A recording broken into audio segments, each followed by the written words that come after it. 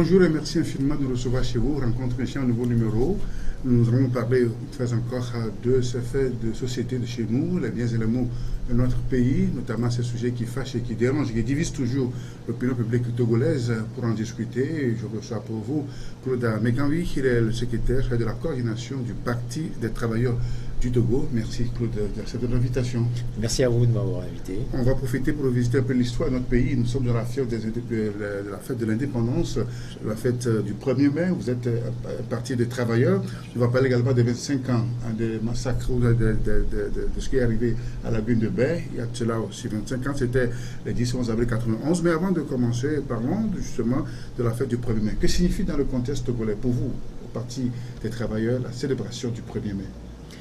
Mais la commémoration de la journée internationale de lutte des travailleurs, parce qu'en réalité, c'est comme ça qu'elle s'appelle, et non pas fête des travailleurs ou fête du travail. Eh bien, c'est l'institution d'une journée. Commémoration, n'est-ce pas? Oui, de absolument, lutte. absolument. De la journée. C'est une journée internationale qui a été instituée par les travailleurs, par référence à toute une série de luttes qui sont développées dans l'histoire, à la fin du 19e siècle. Et précisément aux États-Unis, où en 1884, les travailleurs américains ont été victimes d'une terrible et sanglante répression, puisque de tradition, cette période-là, ce mois de mai, marquait à l'époque, vers cette fin du 19e siècle, la période où les grandes sociétés, où les sociétés bouclaient leur bilan. Et cette période correspondait à la fin du contrat des travailleurs. Et donc, généralement, les travailleurs étaient dans l'angoisse de la perte de leur emploi, puisque lorsque les sociétés estimaient qu'elles ne se retrouvaient pas dans leur bilan, elles licenciaient purement et simplement les travailleurs qui devaient reprendre leur baluchon et parcourir les villes les unes après les autres à la recherche du travail. Et donc, cette période-là était généralement assez tendue. Et vous savez que vers le milieu du 19e siècle, vers les années 1850, a été constitué le grand mouvement socialiste qui a commencé à partir de l'Europe et qui ensuite a émigré vers les États-Unis avec l'échec de la Première Internationale. Marx, par ailleurs, s'est expatrié aux États-Unis et ça a donné lieu à une effervescence du mouvement ouvrier américain qui, sur le modèle de ce qui avait été fait auparavant en Europe, a tendu à instituer des journées de solidarité ouvrière pour marquer ses revendications et ses luttes. Et c'est donc dans ce cadre que cette journée, par la suite, 2 ans après cette répression de 1884, en 1886, a été retenue comme une journée à commémorer régulièrement pour honorer la mémoire de ceux qui ont été massacrés 2 ans auparavant. Par la suite, eh bien, les congrès socialistes d'Europe décideront de reprendre ces traditions à leur compte et de faire de la journée du 1er mai une journée internationale de lutte et de solidarité pour les revendications. Ce qui veut dire précisément qu'à ces occasions-là, doivent se tenir des défilés au cours desquels les organisations syndicales et la grande masse des travailleurs doivent porter de l'avant les revendications sur lesquelles ils se battent dans l'année et exiger des patrons ou de l'État patron, puisque l'État aussi est employeur, leur satisfaction. Malheureusement, par la suite, en 1941, lorsque les nazis ont vaincu la France, et que le territoire français a été partagé en deux, avec une portion au sud de la France qui a été confiée à l'administration de Vichy, eh bien, le maréchal Pétain a érigé une charte du travail, a réformé la Constitution française, dont la devise de liberté, travail, patrie est devenue liberté, famille, patrie, et a tendu à instaurer ce qu'on appelle le corporatisme, c'est-à-dire une idée excluant toute perspective de lutte des classes, c'est-à-dire de confrontation entre les travailleurs et les patrons, étant entendu que dans l'acception des travailleurs jusque-là, ils étaient victimes d'un vol de leur force de travail et de leur salaire par les patrons, et donc ils devaient combattre pour avoir de meilleures conditions de travail, de meilleures conditions de salaire. En ce qui concerne les conditions de salaire, de travail en particulier, la bataille pour la journée des 8 heures quotidien a été quelque chose d'extrêmement important. 8 heures quotidiens sur une journée sur une semaine de travail qui fait 6 jours au lieu de 7. Bon, aujourd'hui, on est à la journée de 5 jours, à la semaine de 5 jours, mais à l'époque, c'était les 6 jours de la semaine. Donc, voilà un peu comment les choses ont été dénaturées au fil du temps. Et malheureusement, si on revient maintenant au Togo, dans le contexte de la situation togolaise, vous savez que les traditions syndicales chez nous, qui ont emprunté beaucoup des traditions du mouvement ouvrier français et s'en sont considérablement inspirés, se sont développées dans le mouvement de la lutte pour la conquête de l'indépendance nationale. Donc jusqu'aux années 60, jusqu'aux années 63 par là, vous aviez une indépendance syndicale avec des traditions de manifestation du 1er mai qui étaient des traditions d'indépendance syndicale où les travailleurs se retrouvaient, portaient leur cahier de doléances après aux autorités pour exiger leur satisfaction.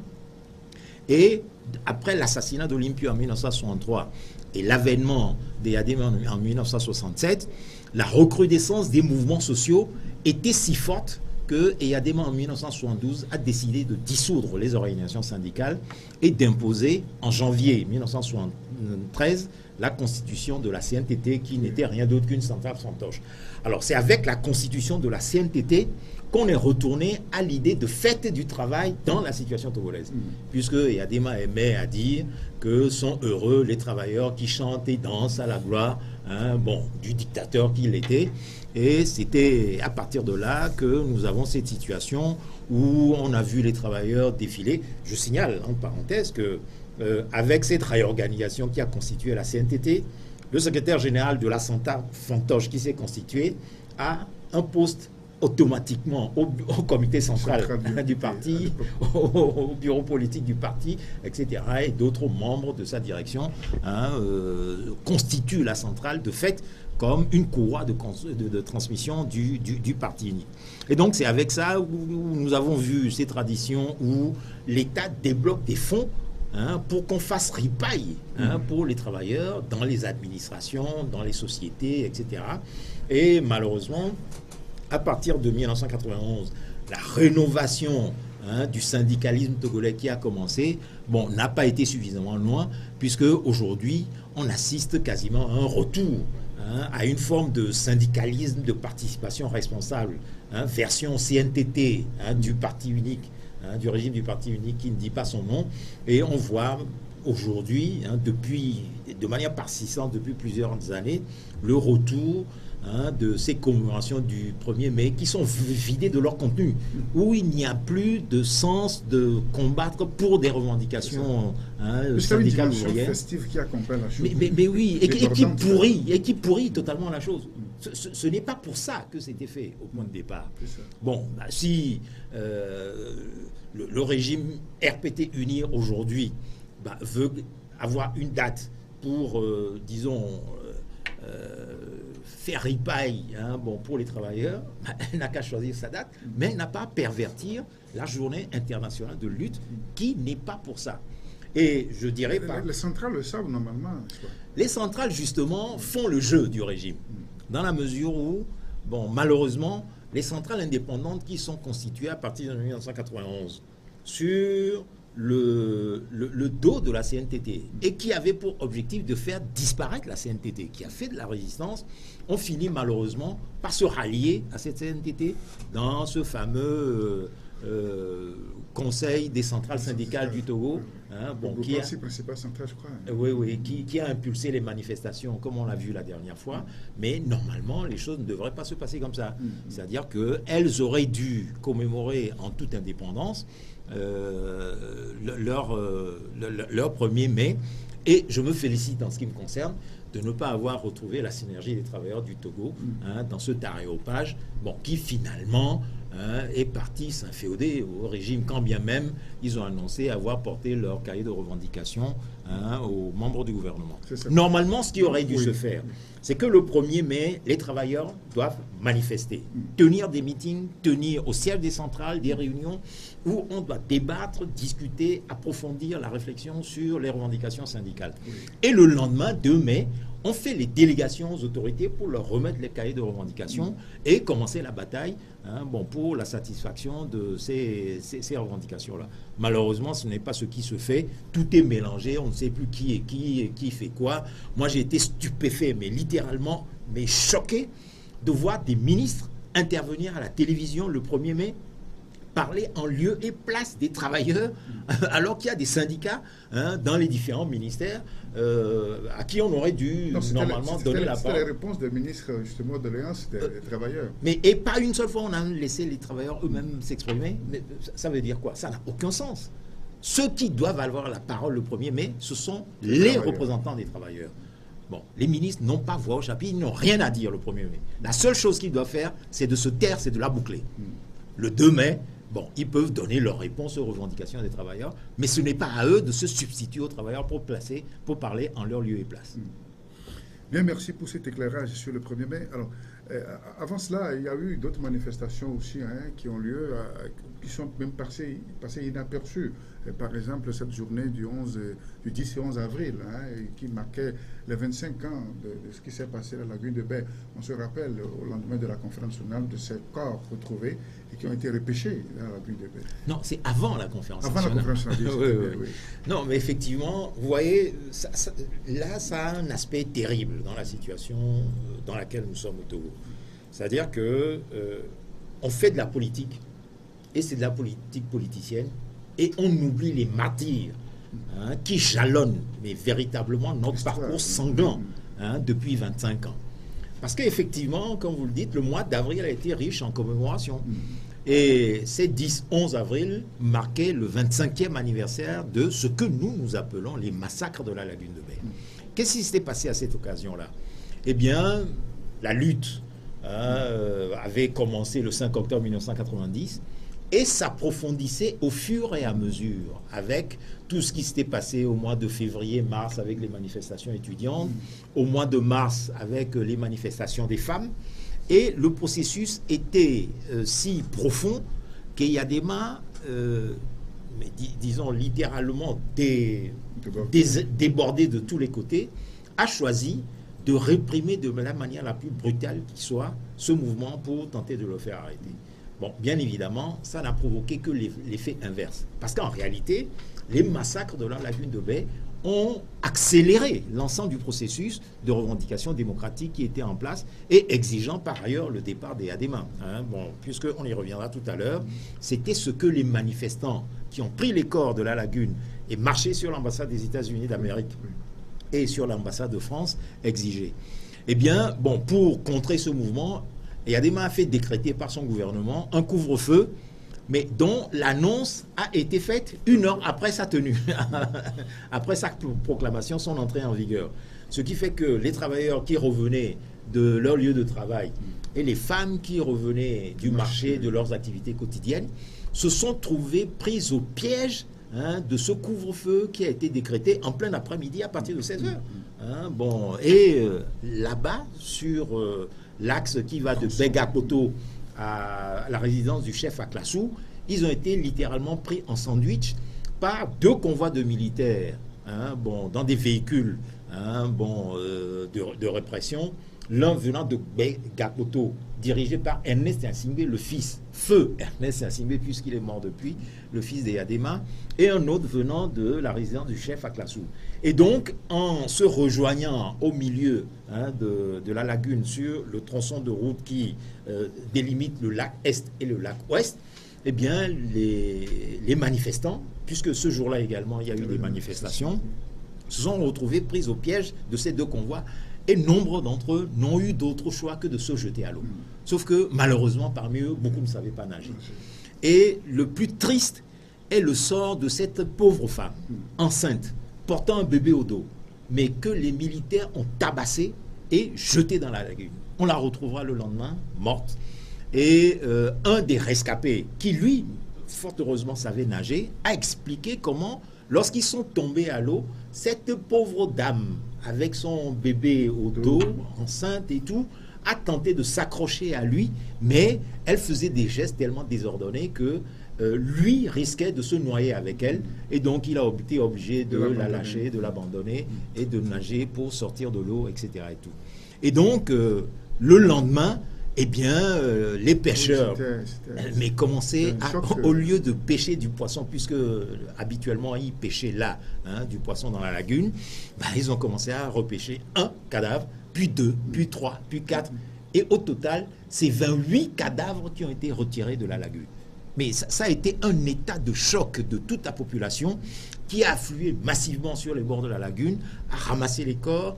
On a fait venir une camionnette bâchée qui a été découverte et on a entassé tous les corps dedans pour aller le montrer à l'ambassade des États-Unis, puisque, rappelez-vous, à l'époque, on avait l'illusion que les États-Unis viendraient à notre secours, la France de Mitterrand viendrait à notre secours et permettrait de sauver le peuple, l'Allemagne aussi, mais c'était beaucoup plus les États-Unis qu'on visait comme le pays des droits de l'homme, de la démocratie, etc.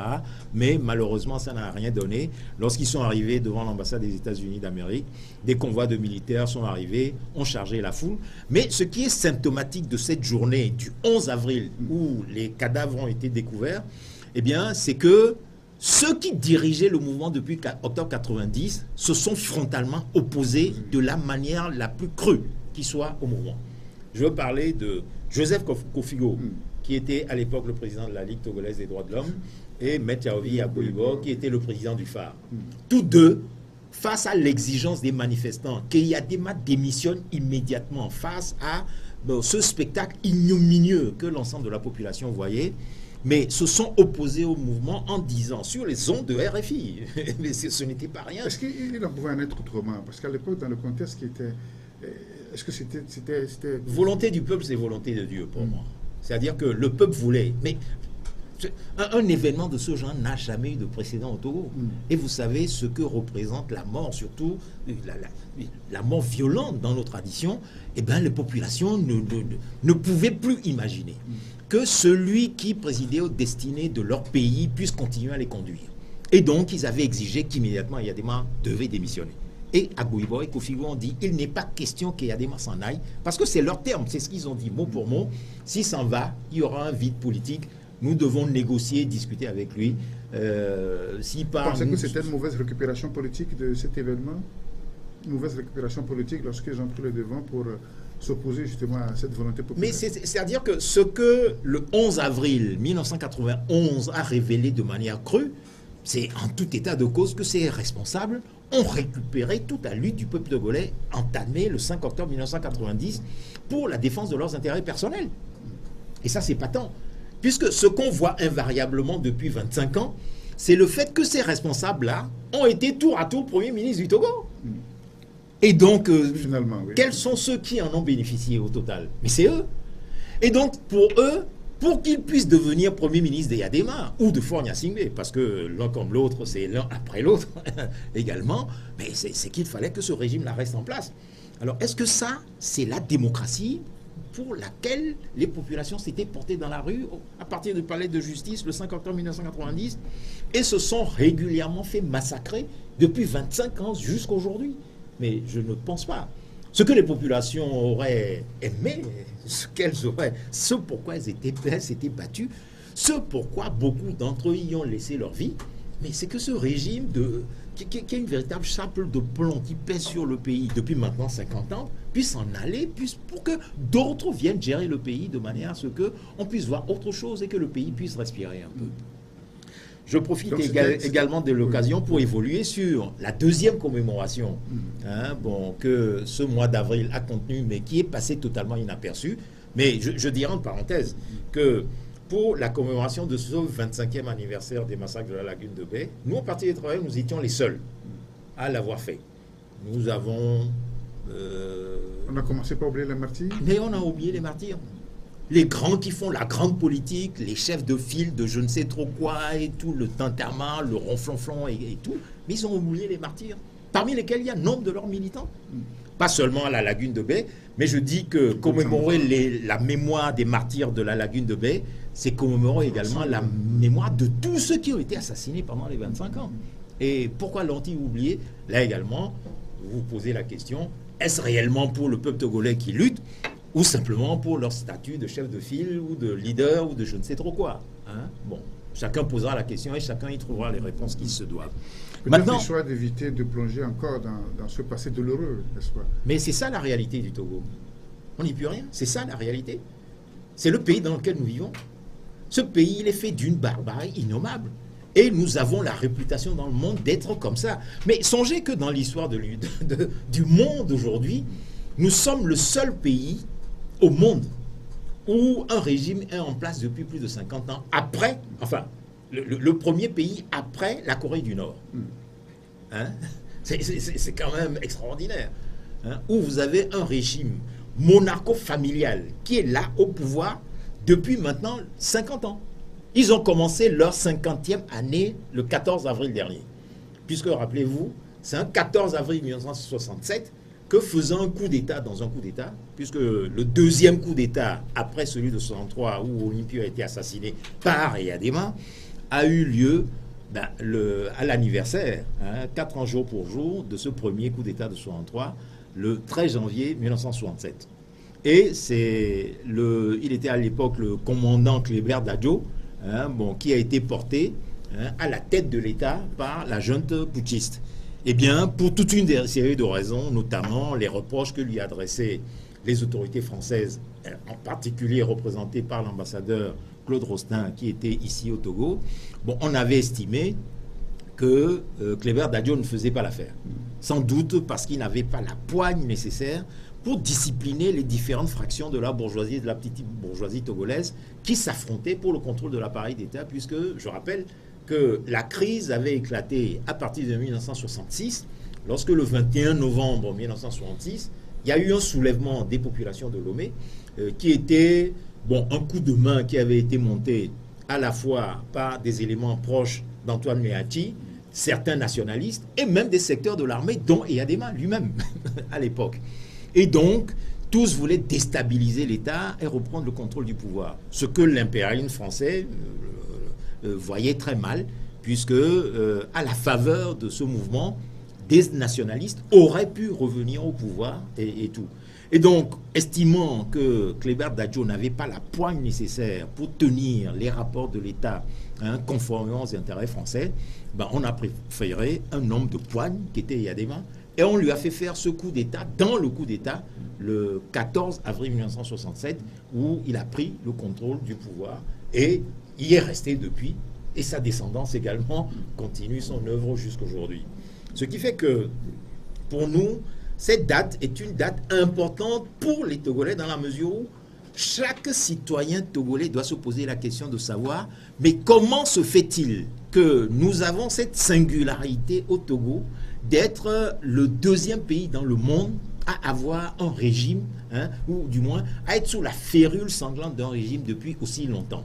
Et donc, nous devons nous interpeller sur la nécessité de mieux nous organiser et donc de nous réorganiser totalement pour trouver d'autres créneaux organisationnels plus efficaces pour nous débarrasser de ce régime, parce que avoir les conditions de vie de nos populations, ce n'est pas de cette façon-là, ce n'est pas à cette mauvaise vie qu'aspire nos peuples, notre peuple, et il faut faire en sorte que les choses soient remises en bon ordre.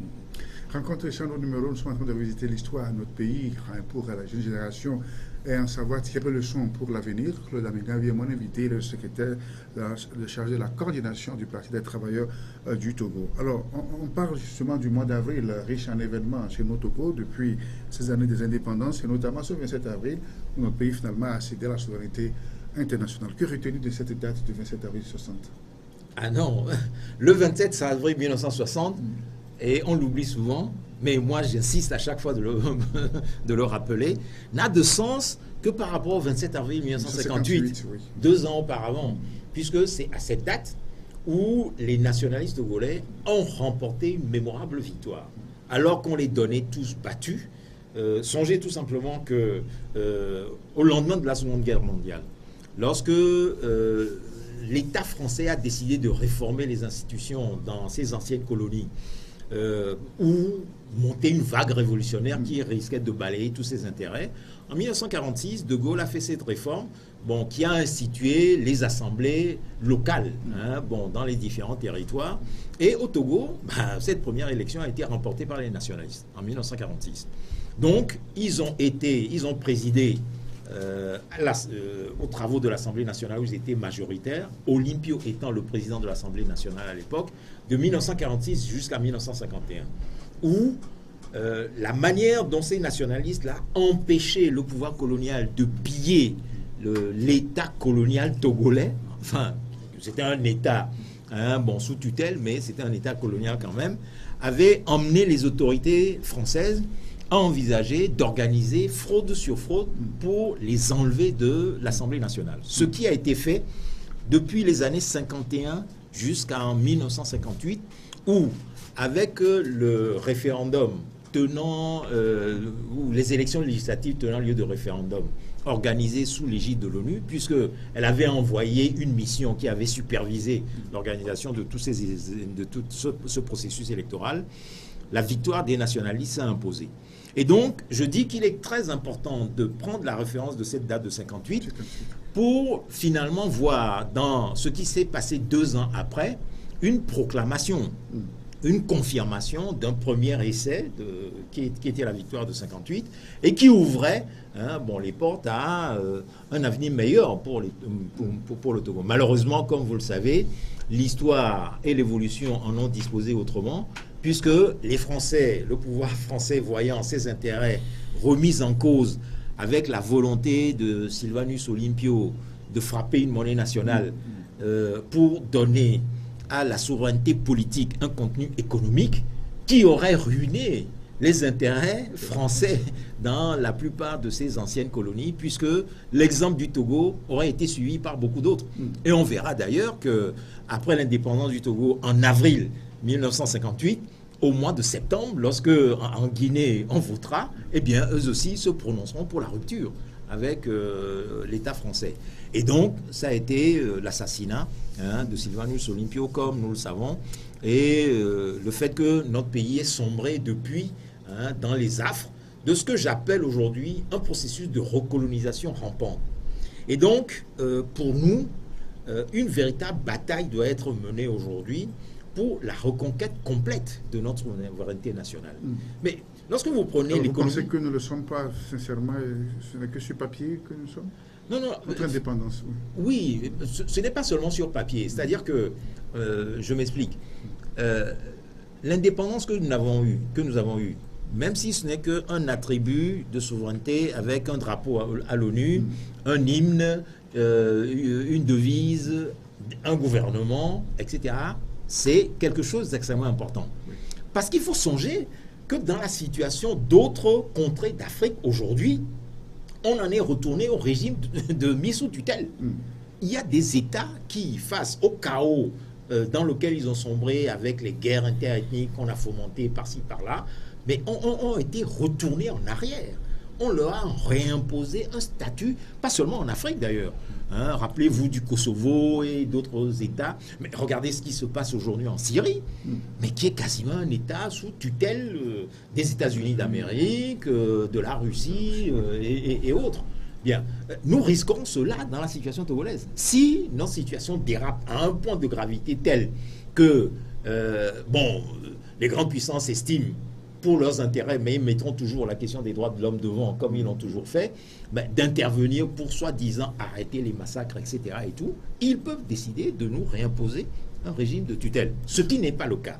Donc je dis, moi, que défendre les segments les plus tenus d'attributs de notre souveraineté nationale, le drapeau, l'hymne qui est d'ailleurs remis en cause actuellement. Vous savez, il y a un débat actuellement lancé par Monseigneur Podro qui trouve que la partie où on parle de vaincons ou mourons, mais dans la dignité, etc., sonne très mal à son oreille, et donc qu'il faudrait l'interpréter autrement en disant vaincons ou vivons dans la dignité et tout. Mais débat qui a eu lieu en France aussi, puisqu'il y a eu quelque temps, l'abbé Pierre estimait que des extraits de l'hymne français, hein, où il est question de qu'un sang impur abreuve nos sillons. Bon, sonnait mal pour les enfants, donc il fallait le changer. Il a soulevé un tollé, hein, dans toute la France, et finalement le projet a été abandonné. Et je pense que c'est la même chose, hein, qui arrive dans la situation du Togo. Et donc tous ces attributs-là, nous devons les défendre.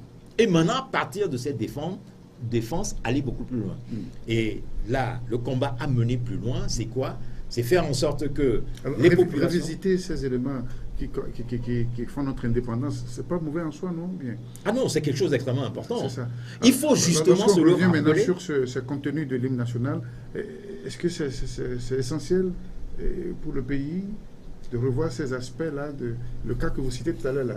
Mais absolument, parce que songez que même à un moment donné, mais ce hymne a été gommé et changé par un autre. Notre île, oui, voilà. La devise également a été changée. Mais un peuple sans histoire est un monde sans âme, dit le proverbe. Et à partir de là, mais la volonté d'un dictateur tel qu'était Yadema de faire en sorte que le peuple togolais n'ait d'autres références que lui en tant qu'individu, hein, mais c'est quand même extrêmement limité.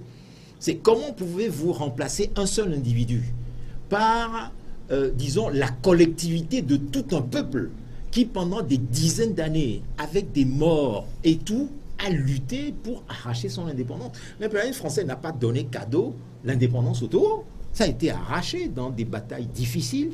Des gens sont morts, des gens ont été traqués pendant longtemps, des gens ont eu leur famille déchirée, des gens ont perdu leurs biens, etc. et tout. Et donc, toutes ces choses-là constituent un patrimoine qui enseigne aux populations que contre l'arbitraire, contre l'inacceptable, contre tout ce qui peut être manœuvre de subordination et de négation de l'individu, il ne faut jamais renoncer. Il faut toujours se battre pour ses droits. Il faut toujours se battre pour sa dignité. Il faut toujours se battre pour qu'il y ait un minimum d'humanité entre les êtres qui peuplent un pays. Finalement, le message, il est là. Il faut finalement se battre pour sa liberté, le droit de pouvoir s'exprimer, le droit de pouvoir rester, vivre chez soi au pays. Songez que nous sommes aujourd'hui dans une situation au Togo où quasiment vous avez sur les 6 millions de Togolais que nous sommes à l'intérieur, plus d'1 million qui sont à l'extérieur.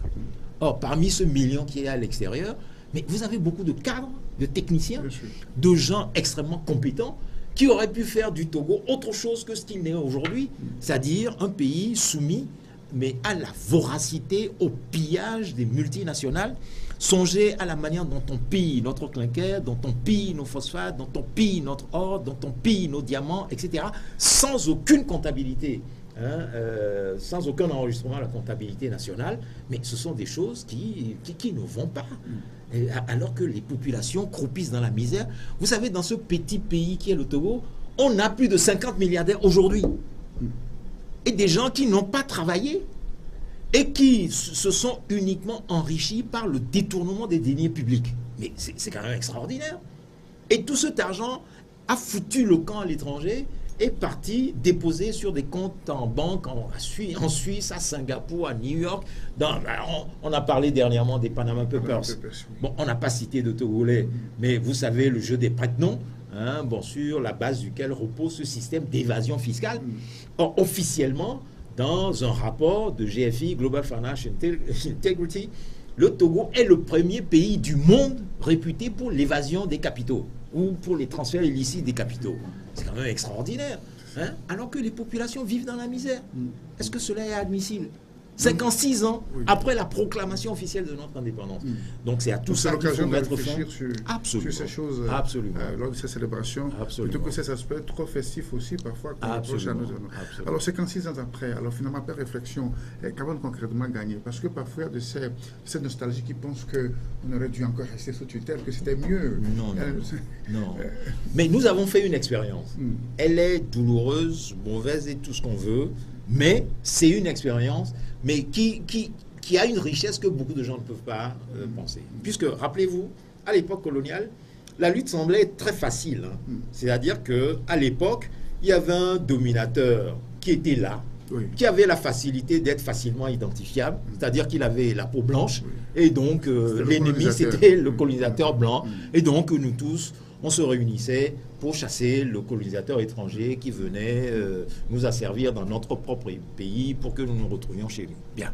Maintenant que nous avons réussi à le faire partir, eh bien nous nous retrouvons avec d'autres nationaux à la peau bien noire, mais qui font pire que les colons hier, contre nous. Puisque si on veut mesurer l'épopée sanglante que nous avons vécue pendant ces 50 années de domination du régime du clan des Yadema Nyasingbe, eh bien, l'accumulation est terrible. C'est plus de 10 000 morts pour une population de 6 millions d'habitants. Mais c'est terrible. Je ne sais pas si vous faites le ratio, mais c'est quelque chose d'incommensurable. C'est inacceptable, cela. Eh bien, nous avons fait cette expérience. Et je dirais en parenthèse, d'ailleurs, que ce n'est pas simplement dans la situation du Togo que cette expérience se fait. Ailleurs, lorsque vous allez à la pointe sud du continent, bon, on parle beaucoup de Nelson Mandela qui a mené sa lutte, la grande figure charismatique qu'il est et tout, mais après son départ du pouvoir, on voit comment les Jacob Zuma se comportent, comment ils pillent l'État sud-africain, sans complaisance, alors que la grande masse du peuple noir continue à croupir dans les ghettos, dans la misère, etc. Sous une certaine forme, c'est le même débat qui est posé dans la situation du Togo. Et donc, moi, je suis à l'aise au Parti des travailleurs dans cette situation-là pour considérer que nous devons, à partir de là, prendre en compte les considérations de classe et non pas de race dans la lutte politique. Et donc déterminer que nous pouvons avoir un frère qui a la même couleur de peau que nous, mais parce qu'il est un bourgeois comprador, stipendié au service de l'impérialisme, nous devons le combattre avec la... Il est pire que le colon. Ouais. Il est pire que le colon. Il est plus cynique que lui, plus dangereux que lui, plus assassin que lui. C'est ça. Et donc, nous devons nous organiser pour...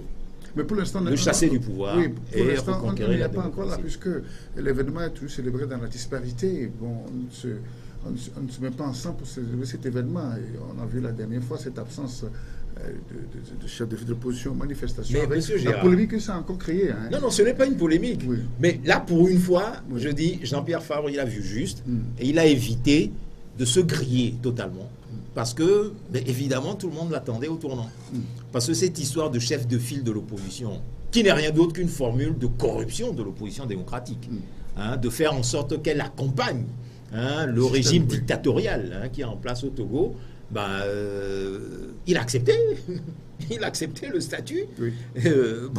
Il a fait toutes ces déclarations sans les mesures d'accompagnement, sans certaines mesures d'accompagnement. Tous les attributs financiers et autres, je ne l'ai pas entendu dire qu'il est renoncé. En tout cas, si vous avez entendu, s'il a fait cette déclaration, montrez-la moi. Vous faites-la moi écouter, mais moi, je ne l'ai pas entendu. Mais simplement, parce qu'il se rendait compte, que d'aller là, le 27 avril, aux côtés de Faure, se mettre à la tribune devant les populations, l'aurait démasqué aux yeux de la population, eh bien, il a évité le piège. Alors, moi je dis qu'il a évité le piège parce qu'il sait que le peuple togolais attache une grande importance à l'indépendance du combat des démocrates togolais de la dictature du clan des Yadema Nyasingbe. Et c'est ce qu'il a fait. Et donc, pour répondre précisément à votre question, on ne pouvait que marquer ou commémorer le 27 avril dans la division. Pour quelle raison? Mais pour la simple raison, pour moi, que celui qui a assassiné l'indépendance au Togo le 13 janvier 1963, c'est Yadema. C'est son fils qui est au pouvoir. C'est lui qui a été jusqu'en 2005. Ça peut ne pas être la même chose. Mais lui, il est arrivé au pouvoir en 2005 comment? En marchant dans un fleuve de sang comme son père. Pire que son père même. Puisque son père a assassiné une personne et quelques autres. Mais lui, il a assassiné plus de 1000 personnes pour aller s'asseoir dans le fauteuil de son frère, que son père a laissé vacant, qui ne lui était pas destiné, puisque vous savez qu'il a fait un coup d'État militaire, constitutionnel et électoral avant de pouvoir s'y asseoir. Et 1000 cadavres sur lesquels il a marché dans ce sang-là pour venir s'asseoir dans ce fauteuil. Bon, donc pour moi, il n'y a pas de différence. C'est exactement la même situation. Et donc, les Togolais tiennent beaucoup à ce que ce fleuve de sang, on s'en démarque de la manière la plus claire qui soit. Maintenant, sur le fond, eh bien, c'est dans l'ordre des choses, donc, qu'on laisse les assassins faire leur commémoration hypocrite, parce que, par ailleurs, il a fait quoi? Il a fait les guerres coloniales. Les guerres coloniales d'Indochine, d'Algérie. il n'était pas du côté des nationalistes. Il était contre ceux qui, dans leur pays respectifs, se battaient pour l'indépendance. Alors, qu'on ne vienne pas nous expliquer aujourd'hui qu'on commémore une indépendance que d'autres ont arrachée, dont on bénéficie aujourd'hui, puisque on pompe bien l'argent de l'État togolais, mais bon, pour le reste, l'indépendance est une notion quelque peu abstraite. Donc voilà pour ce qui concerne cette célébration dans la division. Elle ne peut pas être autrement, cette division, elle est logique, nécessaire, inéluctable, parce que on ne peut pas mélanger les torchons et les serviettes. Tout à fait. Alors, retour sur ces nationalistes de la lutte de l'indépendance. Il y a quelques années, publié un livre portrait qui justement évoquait les 30 figures. Et vous pensez publier dans un deuxième volume d'autres tenants. Alors, cette première figure, et pourquoi, sur quels critères vous les avez triés et choisis pour en faire un volume justement en hommage à ces hommes et femmes qui ont combattu pour notre indépendance? Le critère sur lequel nous avons fait le premier volume est celui de sélectionner les hommes qui ont été les plus en vue. C'est-à-dire les principaux dirigeants de la lutte. Bon, les nationalistes, oui, des nationalistes togolais. Bon, vous savez, il y a une fameuse affiche qui a été éditée en 1960, à la proclamation de l'indépendance, qu'on a appelée les Ablorés Canléo, et sur laquelle figurent 75 noms de nationalistes togolais. Mais ceux qui ont travaillé à la confection de cette affiche ont expliqué qu'il y avait 750 autres responsables nationalistes, non seulement dans la capitale, mais dans les localités à l'intérieur du pays, qui n'ont pas démérité pour le moins. Et nous nous attachons, nous nous attacherons à faire en sorte que tous ces 750 nationalistes, on puisse les connaître, parce que c'est un devoir de mémoire. Que dans les recherches poursuivies pour les identifier. Absolument. Que nous rendions hommage à tous ceux qui ont fait que notre pays aujourd'hui compte parmi les pays indépendants, les pays libres, qu'on peut citer lorsque vous allez à l'extérieur quelque part et on dit vous êtes du Togo, vous êtes un Togolais, on dit effectivement c'est un pays qui est libre aujourd'hui. Et pourquoi? Mais c'est à cause de ces personnes-là, et je crois qu'il est nécessaire de leur rendre cet hommage-là. Bien, le travail n'est pas terminé, et donc c'est le critère sur lequel nous avons publié ce premier tome, c'est de mettre en avant les principales figures, les dirigeants, puisque dans toute lutte, il y a des dirigeants. Il y a la première garde, et c'est cette première garde que nous avons montrée. Nous avons fait le travail sur, non pas la deuxième garde, parce que parmi la deuxième, le deuxième livre, la 30 série d'autres noms sur lesquels nous avons quasiment fini le travail, il y a beaucoup de gens qui auraient figuré dans le premier, mais comme nous sommes limités à 30 biographies pour le premier tome, eh bien nous sommes également limités là à 30 pour le deuxième, en faisant en sorte que, eh bien, en sensibilisant des jeunes à ce goût de la recherche historique, nous puissions ensemble avec eux collecter les éléments pour faire connaître au fur et à mesure les autres qui sont jusqu'à présent tombés dans l'oubli. Et vous savez, c'est un travail assez fastidieux parce qu'il faut aller dans les familles, il faut rencontrer les personnes, et beaucoup d'entre eux, de ceux qui les ont connus malheureusement, ont disparu.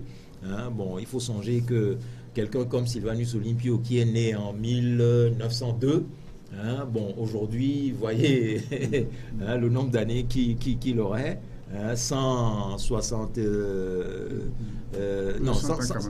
Oui, plus de 100 ans, 150 et quelques années. Ça fait beaucoup. Et donc, ce travail-là, nous devons le faire de la manière la plus patiente, la plus sérieuse et la plus méthodique qui puisse être. Alors question, qu'est-ce qui reste justement de l'héritage, n'est-ce pas, de ces nationalistes aujourd'hui et qu'on peut valoriser? Et qui en sont justement ces héritiers? Est-ce que ce mouvement nationaliste existe encore et qui en bénéficie, qui en sont les héritiers, les tenants dans ce mouvement démocratique dans le pays? Vous soulevez là un débat extrêmement important. Puisque aujourd'hui, sur la scène togolaise, il y a beaucoup qui se réclament des nationalistes togolais tout en ayant trahi leur mémoire. Ce n'est pas autre chose. C'était comme si hier, eh bien, ceux qui avaient dirigé la lutte pour l'indépendance nationale s'étaient ralliés au pouvoir colonial et finalement auraient dit, bon, pour peu qu'on nous trouve quelques postes dans un gouvernement de pacotille, pour peu qu'on nous trouve quelques sièges dans une assemblée, pour peu que de temps en temps on nous appelle pour nous glisser quelques enveloppes sur la table, bon, le pouvoir colonial peut rester en place, il n'y a pas de problème. Bon, c'est la situation dans laquelle malheureusement nous sommes aujourd'hui. Puisque dans un premier temps, il y a eu ce mouvement incarné par Gilles-Christ Olympio, en qui le peuple togolais a placé beaucoup d'espoir, puisqu'il voyait, comme lui-même l'a dit, la continuité du fils biologique et historique, incarnant la continuité du combat de son père. Mais on a vu que cela a fini par tourner court, puisque au mois de mai 2010, ça a été la signature de l'accord, que vous savez, au domicile même, sacrilège des sacrilèges, au domicile même de Sylvanus Olympio, cet accord qui a fait que il a envoyé ces gens participer au gouvernement du fils de l'assassin. Bien. Bon. Aujourd'hui, d'autres continuent à se revendiquer de la continuité de la Blodé et tout. Mais la politique qu'il développe aujourd'hui est une politique d'accompagnement des assassins du peuple togolais. Encore. Hein. Est-ce que c'est ça ce que les nationalistes avaient fait? Vous me permettrez d'en douter. Et donc, pour ma part, aujourd'hui, au regard de l'évolution de la situation de notre pays, moi je pense que beaucoup de ceux qui parlent au nom des nationalistes ne le font que de manière purement formelle. Et pour ma part, ils sont disqualifiés aujourd'hui pour véritablement, valablement représenter la continuité du nationalisme togolais. Alors, donc l'élan s'est éteint? L'élan ne s'est pas éteint, au contraire, il est plus vivace que jamais. Mais moi j'ai bon espoir que lorsque, par la révolution, on se sera débarrassé du régime qui opprime le peuple togolais aujourd'hui, on verra venir les véritables porteurs du flambeau de la continuité du combat de la Blodé, puisque c'est de ça qu'il s'agit. L'indépendance véritable du Togo, qui bien évidemment aujourd'hui prendra un autre contenu, puisqu'il ne s'agira plus de mener un combat contre une domination coloniale directe, mais sous d'autres formes aussi pernicieuses, néocoloniales de domination, qui est le combat d'actualité, et qui porte sur la nécessité d'un combat pour la rupture avec l'impérialisme, la reconquête de nos richesses nationales, leur administration au profit de tous les citoyens dans une répartition équitable qui permette à chacun de jouir des fruits de nos richesses. Bon, c'est dans cette voie-là qu'il me semble que les luttes à venir devront s'orienter. C'est ça. Oui, mais vous avez parlé de Gilles-Christ Olympio qui a fait cet accord et tant qu'il le disqualifie, n'est-ce pas, de cet héritage. Mais il y a l'ANC aujourd'hui qui revendique justement cet héritage. Mais c'est d'eux que je parlais, en second lieu. Oui. En disant que ceux qui accompagnent le régime dans cette politique de négation des droits des citoyens togolais, eux également sont disqualifiés. Vous trouvez qu'ils les accompagnent? Ils accompagnent totalement. De quelle façon? De quelle façon? Mais vous voyez comment s'est passée l'élection présidentielle. Regardez comment s'est passée l'élection présidentielle du 25 avril 2015, sur la base d'un fichier électoral truqué, où on savait manifestement qu'on allait à des élections pour les perdre et permettre à Faure Gnassingbé de rester au pouvoir. Et je vous dirais même plus que ça. Bon, vous savez, l'année dernière, nous avons mené le combat autour d'une pétition pour le retour à la Constitution de 1992. Il y a ce débat aussi qui est toujours d'actualité. Absolument. Oui. Mais ceux qui se sont le plus opposés à ce combat, ce sont malheureusement nos camarades de l'ANC. Et je vous indiquerai quelque chose qui ne trompe pas, c'est que un peu plus d'un an avant l'élection présidentielle du 25 avril 2015, le secrétaire chargé le secrétaire à la communication de l'ANC, chez votre consoeur de Radio Canal FM, indiquait que l'année suivante, je parle d'un débat qui avait lieu un an avant, l'année suivante, Jean-Pierre Fabre aurait à rencontrer Faure Gnassingbé à l'élection présidentielle, aurait à le contredire, etc. Mais ça veut dire que le choix a été fait pour l'ANC d'aller à une élection dans n'importe quelle condition. Or, à l'époque, nous battions pour qu'on ne donne pas de troisième mandat à Faure Gnassingbé. Et au final, ce qui s'est passé au mois d'avril 2015, c'est que ces élections se sont passées dans des conditions où littéralement on a donné cadeau un troisième mandat à Faure Gnassingbé. C'est ça la réalité de la situation. Donc vous étiez de ceux qui ont prôné le boycott, n'est-ce pas, de cette Mais bien évidemment, puisqu'il s'agissait d'une mascarade électorale dans laquelle le peuple togolais n'avait rien à voir. Et vous savez que dans la situation du Togo, oui. Dans la situation du Togo, depuis 2013, nous sommes confrontés à la constante d'un mouvement profond de boycott des élections par les populations. Ce n'est pas parce que nous appelons les populations à boycotter qu'elles boycottent, mais tout simplement parce qu'elles se rendent compte que depuis 25 ans que notre lutte démocratique se mène, eh bien, les leaders opposants, entre guillemets, mais les entraînent dans des marchés de dupes où, en fait, parce que, vous savez, nos populations, elles sont analphabètes, ce sont des paysans, elles vivent dans des conditions difficiles, mais elles n'en réfléchissent pas moins.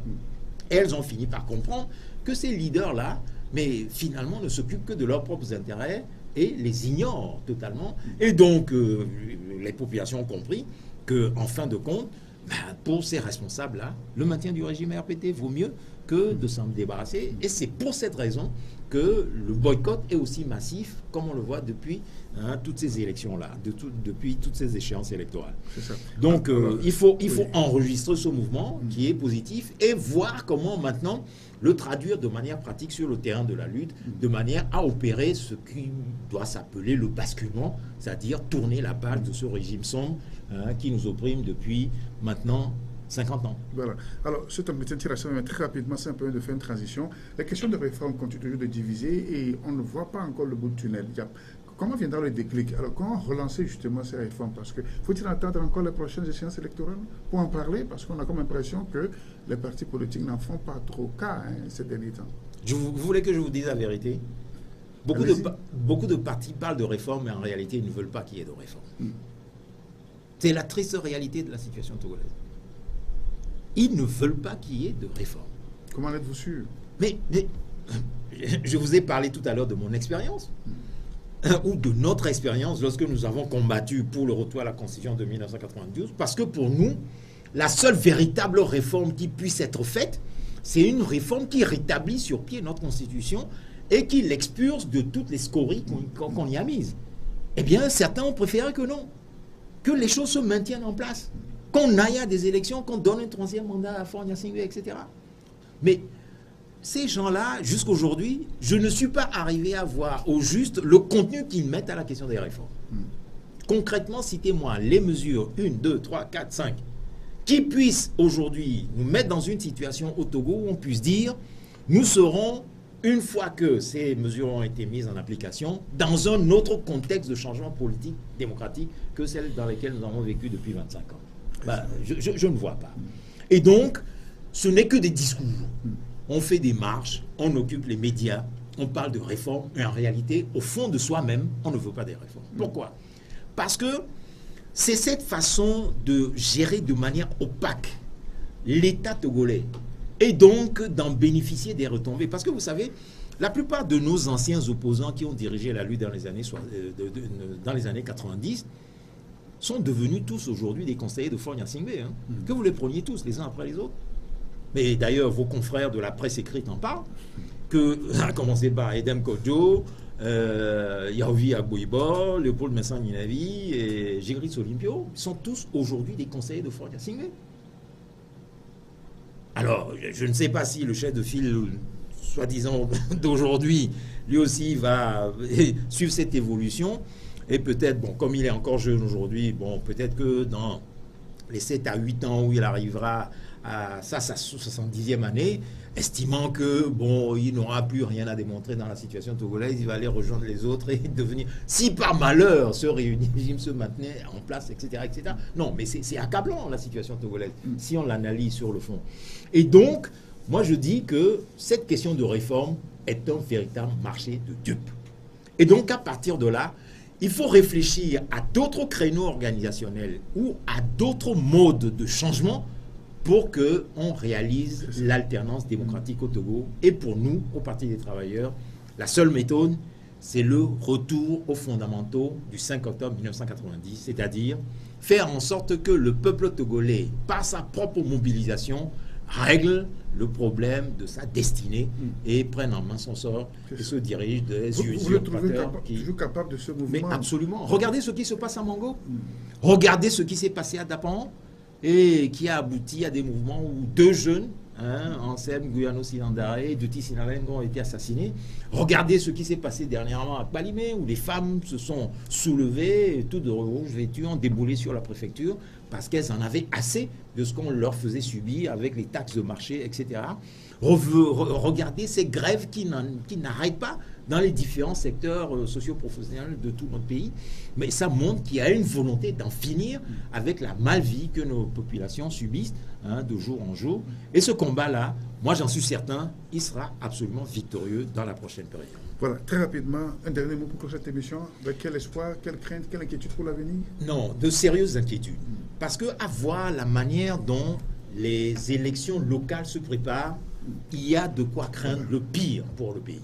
Puisque, bon, véritablement, on a comme l'impression que le régime qui est en place a pour orientation de faire une mainmise ethnico-régionaliste sur le pays, avec cette manière d'organiser des découpages de nouvelles préfectures et de circonscriptions électorales, donc par conséquent, qui viserait à asseoir la domination d'un clan ethnique, le même, qui contrôle l'armée togolaise, qui contrôle le pouvoir politique, etc., sur les institutions de notre pays. Or, chacun sait, et chacun l'attendait, que les élections locales seront l'occasion permettant peut-être de réaliser une alternance démocratique à la base et donc de faire en sorte que l'opposition, pour une fois, en reconquérant ou en conquérant les municipalités, eh bien, puisse avoir la base pour aller vers la conquête du pouvoir d'État. Or, ce qui se dessine aujourd'hui, c'est qu'on a l'impression, avec le quadrillage militaire du pays, que le pouvoir du clan des Yadema Nyarsimbe avec son armée n'est pas du tout déterminé à laisser faire. Et donc, qu'il serait prêt à utiliser la répression la plus brutale contre les populations pour passer en force et avoir le contrôle de toutes les municipalités si on va vers ces exigences électorales-là. Bon, or, mais si ça se réaliserait, mais ce serait la pire des catastrophes. Et donc, dans ces conditions-là, pour réaliser ça, ce qui s'est passé en 2005, ce n'est rien à côté de ce qui se dessinerait. S'ils arrivaient à réaliser ce projet funeste, tout ce que nous avons vu, les massacres de la lagune de Baie, etc., et tout ça, ne serait rien à côté de ce qui nous attend devant, dans un contexte international où la violence avec les assassinats, les crimes, les massacres de masse, regardez ce qui se passe en Syrie, regardez ce qui se passe dans beaucoup de pays d'Afrique, au Burundi, etc. Regardez ces pays où des cohortes de réfugiés passent d'une frontière à l'autre et où ces tragédies-là sont devenues choses banales aujourd'hui qu'on nous montre tous les soirs à la télévision. Et dans la situation du Togo, qu'on voit à nouveau des Togolais portant leurs baluchons, allant à qui au Ghana, à qui au Bénin, etc. Bon, ça va secouer l'opinion internationale pendant un mois, comme le disait Yadema à l'époque, de son vivant, mais après, tout le monde va s'écraser, etc. Donc, il revient au peuple togolais de faire œuvre de discernement et de sagacité pour se prendre en charge et montrer et comprendre qu'il y a un véritable péril qui le menace à l'avenir et donc de commencer à réfléchir aux voies et moyens de s'auto-préserver pour éviter le pire dans la prochaine situation dans laquelle nous sommes. Tout à fait. Merci beaucoup, Khoda Mekanvi, pour cet entretien. Ensuite, la réflexion se poursuit pour trouver justement ces voies de des situations. Et exceptionnellement, on va clôturer cette émission par ce générique en hommage à cette perte de l'indépendance de notre pays. Merci, amis téléspectateurs. C'est la fin de ce numéro. On se retrouve samedi prochain pour deux réflexions. Au revoir et à très vite.